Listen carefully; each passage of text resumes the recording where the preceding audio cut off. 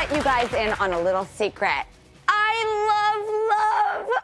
I love love stories. I do. And our series, Drew's Love Bug, is all about having honest conversations about LOVE. And today, we're diving into the world of dating apps. I wanted to chat with 3 women who can tell me what it's really like swiping for love. And trust me, I want to know it all. First up, there's Gina from Troy, New York. She's been on dating apps for 12 years, and here's her go-to hack: deleting an app and re-downloading it to get fresh matches. Very smart. And next up is Ashley from Houston, Texas. She's been using apps for around 4 years, and she's been stood up 3 times by her matches. It's happened to me too, I get it. And she's decided a trick that I'm really excited about. She's going nationwide to find the right guy. Smart.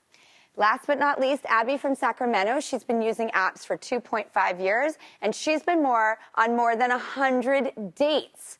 Not bad. Her mom is actually managing one of her dating apps for her. Cue my nightmare. All right, let's meet them. Hi, ladies. Hi, Drew. Oh my gosh, I'm so happy to meet you guys. So tell me, fill me in, what's it like navigating these dating apps? I mean, I'm shocked by the amount of apps out there. Let's see. There's Bumble, Tinder, Hinge, Dig, which is a must-love dogs app, and the list goes on and on. So tell me, Gina, Ashley, and Abby. Gina, let's start with you. What app are you currently on and using? So I have used them all, pretty much everyone that you've named, but right now I use Tinder a lot, and I found that I thought at first it was really a lot about hooking up, but I think it's just totally what you make it, and I use that app the most because I find I talk to the most people on that app. I can talk to them quickly, we can meet up quickly, and it all just happens so fast, and it's just easier. I've talked to most people through that app. There's a geographical component to Tinder too, right? Like it pings if you're near each other.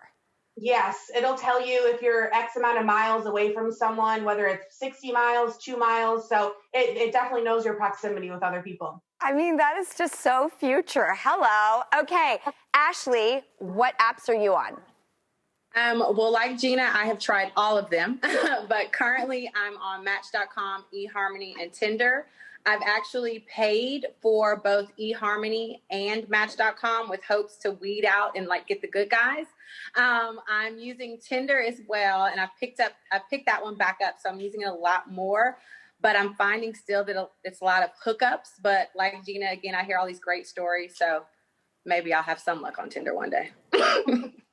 Okay, Abby, what app are you on? I'm currently on Hinge. That's the one I've been using the most. I feel like it's a little bit of a step up from a Tinder where guys have to put in some more information, and it's like they have to at least seem like they're putting in an effort. Right. So that's the one I've been using, but I've also been on JDate. My grandma actually signed me up for JDate.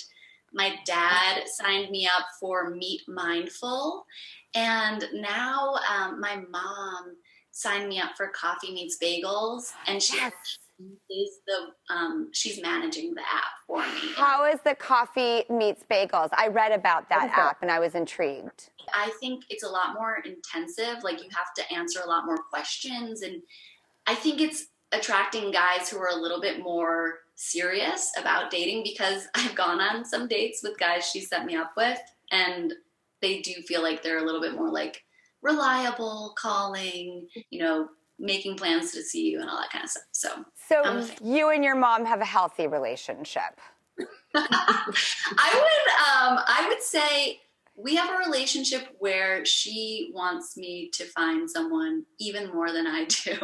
Wait, do you want to meet someone, or is this all about your mom? I really do want to meet someone, but it gets so overwhelming being on these apps. And it's similar to what the other girl said, I'll download it and I'll be on it for a while. And then I get burnt out because you match with, 1,000 guys, and then 100 talk to you, and then you go on dates with 3 of them, and then you don't like any of them. Well, we're going to talk to a dating expert who met her husband on an app as well.